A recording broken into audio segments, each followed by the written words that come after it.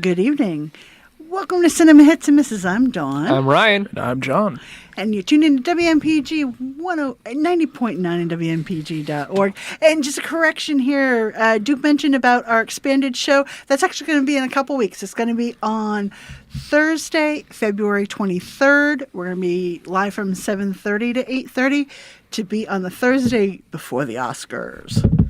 Oh, yeah. Because we want to give you our rundown. And, of course, we're here live tonight, 8 to 8:30. If you want to give us a call, we're at 780-4909. That's 780-4909. Happy Groundhog's Day. Oh, yeah. Yeah. We should watch Happy Groundhog's Day. Good movie, too. Yes. So, what do you guys want to start off with tonight? The Founder? Yeah. Yeah, The Founder sounds good. All right. What have I got on that? So, The Founder. In the 1950s, Ray Kroc was a struggling traveling salesman. His recent enterprise was a multi-shake mixers. Most diners and drive-ins already had what they needed, but he spends days after days driving from one place to another, usually sampling the menu and finding both the food and the service lacking. Until one day, he checks in with his office and hears that they have an order for 6 mixers. Not quite believing it, he makes a call to the business, McDonald's in California. The harried owner confirms the order, but wait, better make that 7 mixers. Still not quite believing the order, Kroc decides to drive to California to check it out. What he finds is a little burger stand with a limited menu and lines around the block. Kroc decides to check it out, looking a little impatient as he waits in line, but next thing you know, he's at the window ordering, and only a minute or so later, he has his meal. But he's confused. It's in a bag, no utensils, no frills, no specific place to eat it. He shrugs it off and decides to do what the locals are doing and just enjoy the meal.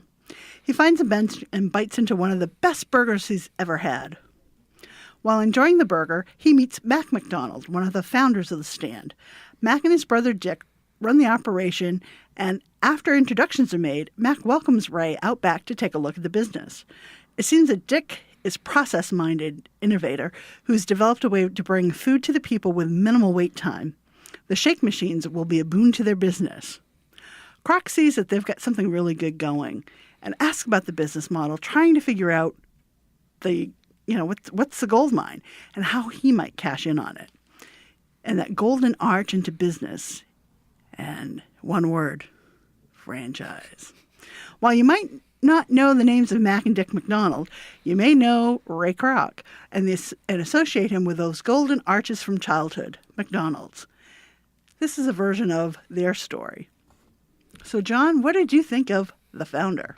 Well, I found it a lot like The Social Network, but with McDonald's. Now, Did a lot of that. I mean, yeah, I've seen a lot of people. They've made those similarities, and I agree to a point. Obviously, it doesn't have any of the style or substance that The Social Network has. It's interesting. It's an interesting story. I didn't really know much about it.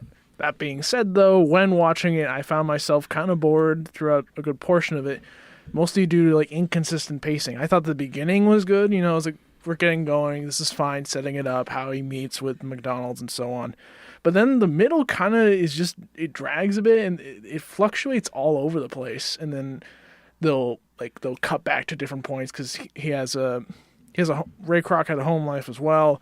So they're trying to deal with that. And I don't know, for the most part, I'm kind of like, can we just get back to the McDonald's stuff? Or let's just move this along. Yeah, I get what you're saying, John, because you're getting the backstory of the McDonald's and how they started. It's a little story, and of course, Kroc is pitching different things to them, and done by Michael Keaton, who I really enjoyed in this role, but it's the kind of role that I like him in, and the McDonald's, played by Nick Offerman and John Carroll Lynch, they've been down some of these roads, and they've been kind of duped a little bit with an attempt to franchise. So they're not warm to this, but the more Kroc pitches it, they kind of get it. But I mean, Kroc is a salesman, and his genius is in recognizing other people's genius and capitalizing on it. And so, this is one I think people will get angry at because of... More angry at McDonald's than they already are when Super Size Me came out. Yeah. Yeah, kind of. I mean, basically he took the Henry Ford idea of Mm-hmm. assembly line. I mean, that was kind of the Dick McDonald idea, but Kroc took that and ran with it. Okay, that's cool. And Okay. how he kind of maneuvered to get the business. Mm-hmm. It's a perfect business model, kind of the American dream, but there's usually someone hurt. Yeah. It's a bit, So it's a that bit definitely, to point out, I did not see the movie. That it definitely, when you said the social network, it definitely has that reminiscent of this idea that someone takes. So it'd be The equivalent- Winklevi. the Winklevi, that Mark Zuckerberg took from them, and they built upon it. What's interesting with the social network is that are there many more people involved that he kind of broke ties with, or is it more the brothers? it's just the brothers and Okay. really his wife. Okay. Yeah, I mean, Kroc found ways to get around things and to create opportunities that he could make more money. Okay. And there's kind of a twist to this in how I don't want to give all of it away because you Yeah, can find yeah, some of yeah. this on this, and there's a way that he and his business partners develop that really help maneuver the McDonald's out of this. Okay. And it's brilliant, but it's also just very oily. Mm-hmm. And So you guys did not want a Big Mac after seeing this movie? No, I mean I was hungry, at the time, but well, the funny thing, I had a Big Mac for lunch because I wanted to try the new one. I'm like, funny how this grand size Big Mac is like the Big Mac of old times. Before this, but Yeah. yeah. Oh, cool. So this I enjoyed it for most of it. I mean, because I like the actors in it. But I'm with you, John. The pacing on this was a little bit kind of mishigash. I mean, it was. yeah. What was the runtime? It was under 2 hours. I think it was an hour 55. Ooh, with pacing. Okay. So yeah, it was a bit inconsistent at points. But like you said, Don, I thought the performances were great as well. Really by the main leads, so Michael Keaton, John Carroll Lynch, and Nick Offerman. I thought they were great.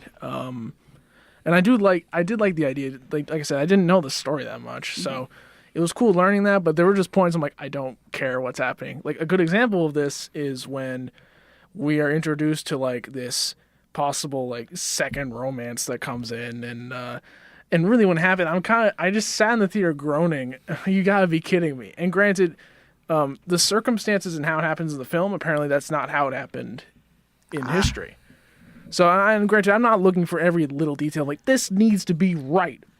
But, even, it just felt unnecessary to the story. And it also, like, it felt like it was just there to reinforce, we get it. He's not the greatest man ever.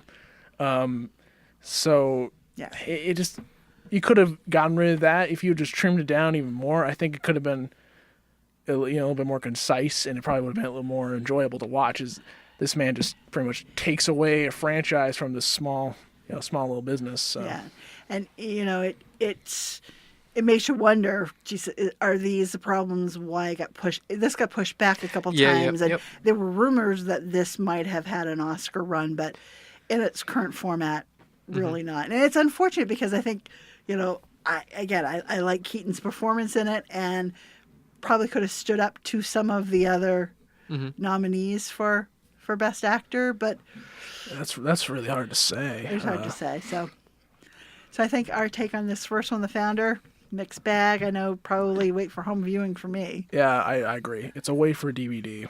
Yeah, and if you're just tuning in, John and I just finished with The Founder, and Ryan and John are going to be moving into Gold, but we're here at Cinema Hits and Misses till 8:30. If you want to give us a call at 780-4909, that's 780-4909. Love to have you join the conversation. Oh, we're going Jackie. Yeah, I thought Okay. Jackie was Jackie, next. sorry. Either way. It's all right. Yep. Yep. So. Sorry. But it was a film that Natalie Portman got nominated for an Yes. Oscar for. Yes. And this movie also stars John Carroll Lynch. Yes. Jackie follows the life of Jackie O as she looks back during the moments after the assassination of her husband while she is interviewed about her time at the White House. Through grief, strength, and elegance, we see how she preserve the history and legacy of her husband while she still had to pick up the pieces in his absence. The film was directed by Pablo Larraín, stars Natalie Portman as Jackie O, Peter Skarsgård as Bobby Kennedy, and Greta Gerwig, Billy Crudup, and the late John Hurt, and John Carroll Lynch. So what do you guys think? Well, I think I've seen so many biopics about the Kennedys that for me, this wasn't new ground. So it was more about, all right, so this is looking a little bit more at the character's perspective during this time. And I appreciated Natalie Portman's performance, but for me, the film didn't cover more ground than I already knew. Okay. So I think, we're talking about different aspects of this because this was new to you guys. Right? Yeah, A this lot was of definitely new to both of us. Yes. We definitely knew about the assassination of JFK and his wife and how one of the biggest models of a first lady of Jackie O. And it was definitely an interesting way of, there was many flashbacks of the events. What was also interesting was they show recreations of her CBS tour of the White House, which was really cool to how they were able to kind of make it look shot and sound just like during the 60s. Yeah, but they would also show like the other side from it as, Jackie would keep looking over to her aide and like, it's like, try to smile, and then light smile on their face. I like the film. I appreciated the non-linear storytelling, though I could definitely understand like towards the end it kind of like just throws all the multiple viewpoints at you, and it can be a little bit disorienting. But it wasn't. I was able to follow it okay, and I'm glad that it did not. I thought it was just like, oh great, this is gonna be like chronological. We're just gonna go through the motions and see how this goes. So having that non-linear storytelling like livened it up for me. Mm-hmm. And I really liked. The cinematography was really, I enjoyed it. It felt a little kind of like French New Wave where the camera was kind of moving. Mm-hmm. And they also, this is even more technical, that the aspect ratio is a lot smaller than like a wide film would be. So it felt more intimate. And one of the things I told John when we were getting out of it was it felt very dreamlike of how the going between the different flashbacks and like how calm she was in some parts, that it just felt like this because the whole movie is kind of her building up this legacy of JFK and the bring back of Camelot, right, and this lineage. So it's kind of like this dream that she was able to create after he died, so like very suddenly. Perpetuating a myth. Yes. And, Yes. And that persona and that whole Camelot. And and I got that. And like you said, John, for me, towards the end when they were throwing that in, I got the chaos bit of it as far as, the flashbacks and going through it. It's like, it didn't lend to me this. It made me feel her as more of a caricature than a character or a person. So it kind of made me disassociate a little bit and back off. And, again, I think Portman did well to bring to the screen this persona. And, having seen at that time Jackie Onassis speak, later in her life. Past this, that inflection. She got mannerisms and tonal quality, and as we know, New England accents, very picky about. Oh, yeah. So we've got that. But she had that balance of that upper crust, but also that, some of the flat Bostonian vowels and consonants. And so I think that was good. So for me, I'm glad I saw it. It's not something that I would need to see again. Yeah. Definitely, I don't think I need to see it again. And it's not one that I necessarily would say, go see it in the theater again. Mm-hmm. It's entertaining, and I'm glad I saw it, but... Yeah, I agree with you, Don. As much as I like the film, I don't think it's necessary to rush out to see it, unless you are really interested in, the subject matter. But beyond that... it's good, but definitely it definitely falls under that category. I don't know if I'd ever watch it again, but Yeah, because it gives another viewpoint of that slice in history, which has been analyzed and analyzed and looked at it from every angle. So to see it from her angle, and again, you're dealing with an interview, so you're dealing with memories, and memories. You're using some projection at times. So I think that was an interesting tool to use for that. And of course, the recreation, like you said, Ryan, of the iconic images, the swearing in, and of course the assassination, and her outfit, and the blood, and that was the use again of the tour, which I didn't see live at that point, but I saw it. I've seen it in archival footage and other stories about her. So I like that, and that. Some other films have used archival footage. I mean, just last week, 20th Century Woman, I think did a better job in blending the two. But certainly this was enough, I think, to give if it opens up to audiences a different aspect, and certainly to a newer audience who might not know some of the stories behind it, I think that's a good use of film, the medium. Yeah. So. Anything else we want to say about Jackie? Where I think we're all kind of... I think we're good. Good, but not great kind of thing. So, again, you tuned in to Cinema Hits and Misses. You got Don, Ryan, and John talking. We talked about The Founder. We talked about Jackie. We're going to talk about Gold. And I realized that all three of these are all based on true events. Or this one is loosely based. Yeah, that's exactly what I was about to say. Yes, so loosely based off the true story of the 1993 Bre-X mining scandal, we are introduced to Kenny Wells. He's the third-generation CEO of Washoe Mining Company. Struggling to find a break, Kenny spends every last cent to find geologist Michael Acosta in Indonesia. Acosta shows Wells a reclusive spot that might be a hidden gold mine. After several weeks, there's a strike, and it could be one of the biggest gold finds of the century. Now everybody wants a piece of it. So this film is directed by Stephen Gaghan. I believe that's the pronunciation. It stars Matthew McConaughey, Edgar Ramirez, Bryce Dallas Howard, Corey Stoll, Toby Kebbell, Craig T. Nelson, and Bruce Greenwood. And it currently has a 38% on Rotten Tomatoes, and 51% of audiences liked it. And which percent were you guys?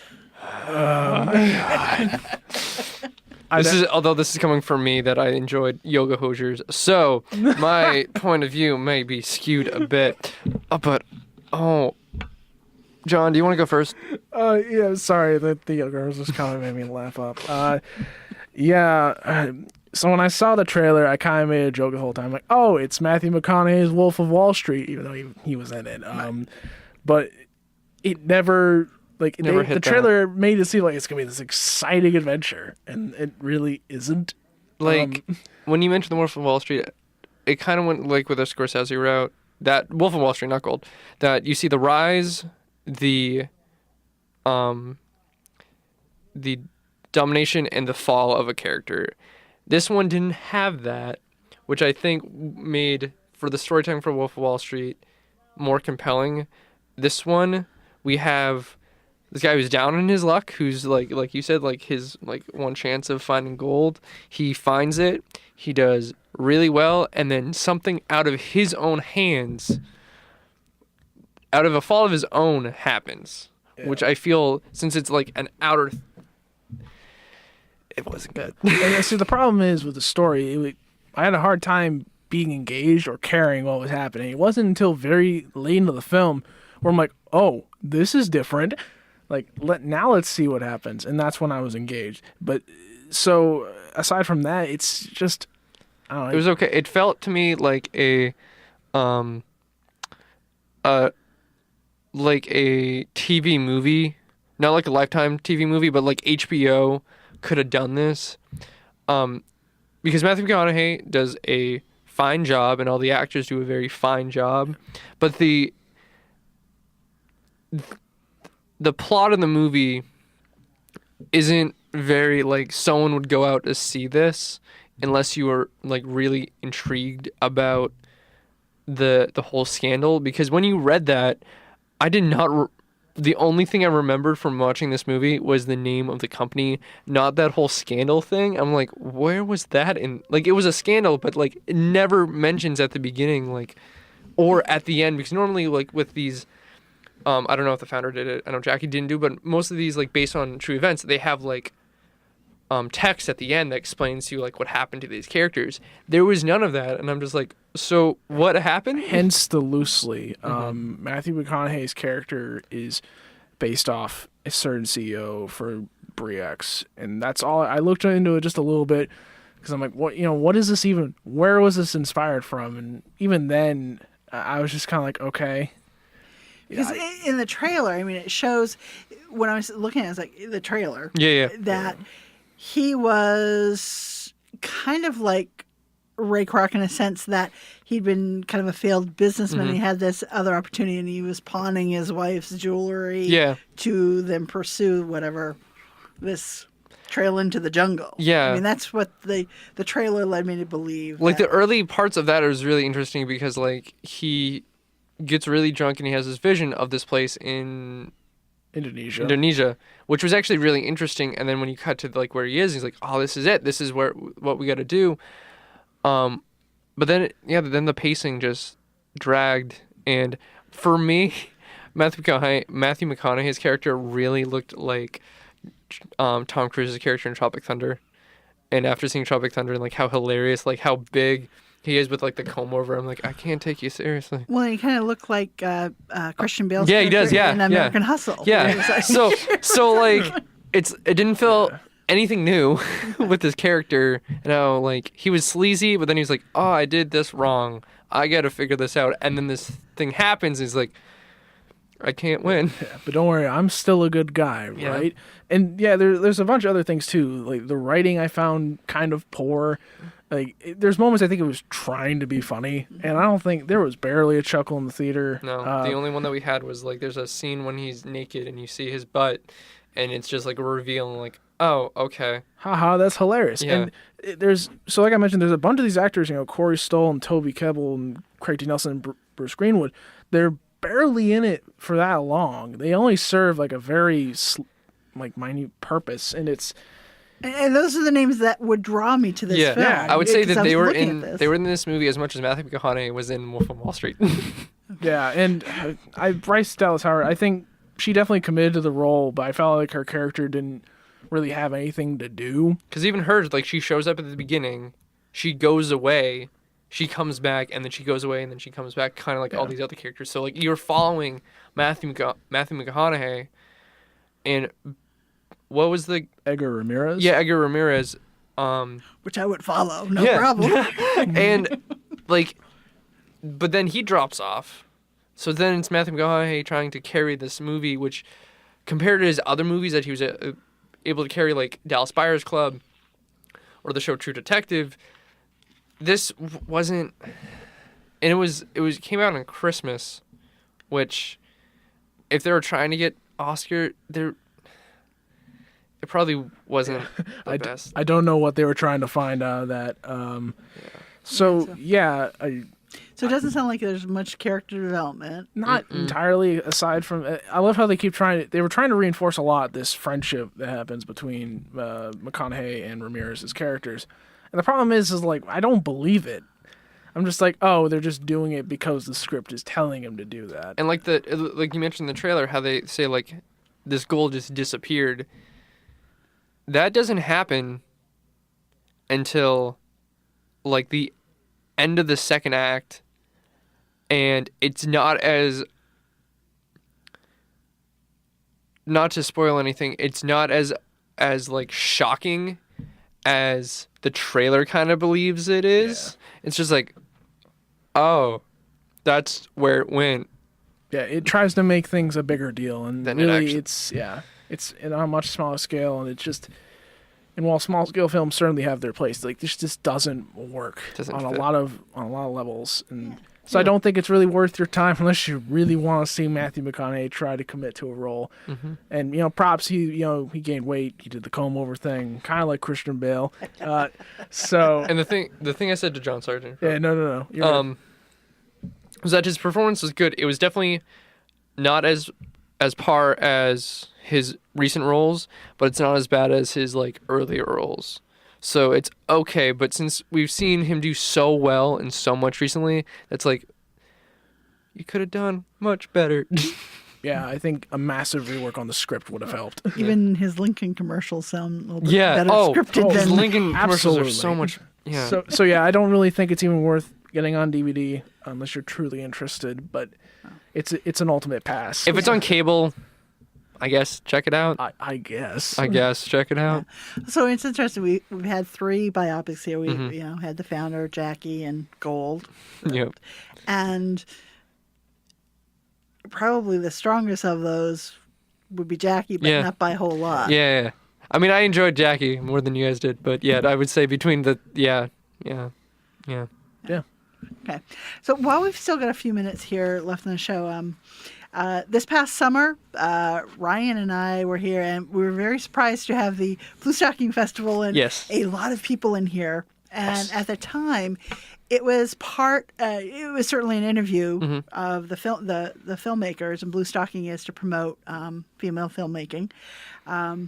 One of the featured guests, Maria Gies, was being followed by a documentary crew. And Tom Donahue was the cinematographer and director for that. And the reason I mention that is Tom has directed a film out of Creative Chaos Studios called Thank You for Your Service.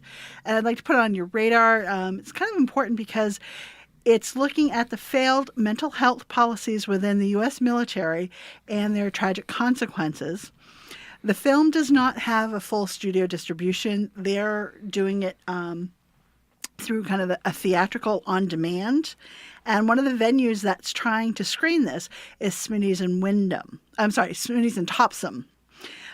It's currently scheduled for 4 p.m. on Sunday, February 26th. And right now, they don't have the minimum number of attendees to screen it. So if this is something that you're interested in, and I think if you go to Thank You for Your Service, thefilm.com, and see some of the stories, the trailer here, I think you might be compelled to look at this a little further.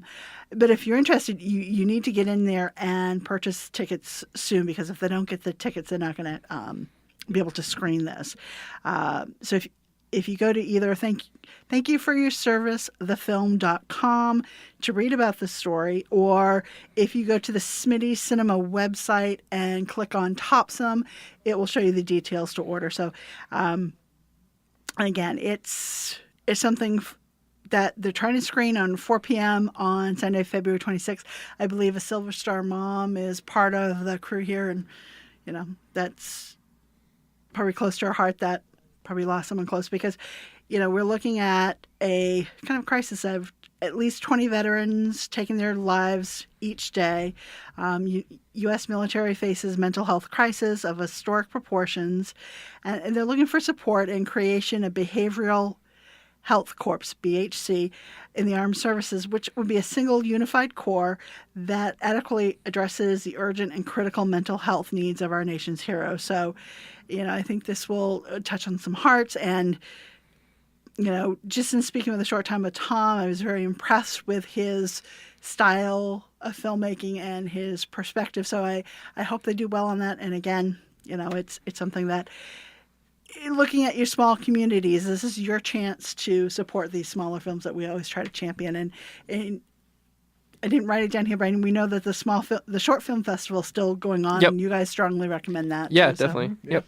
So, all right, we are at the end of our show. Next week we've got a couple of movies. Yep. Patriots Day and the space between us. Yeah, that's correct. Right. So you want to stay tuned, because Justine's here with Between the Notes coming right up.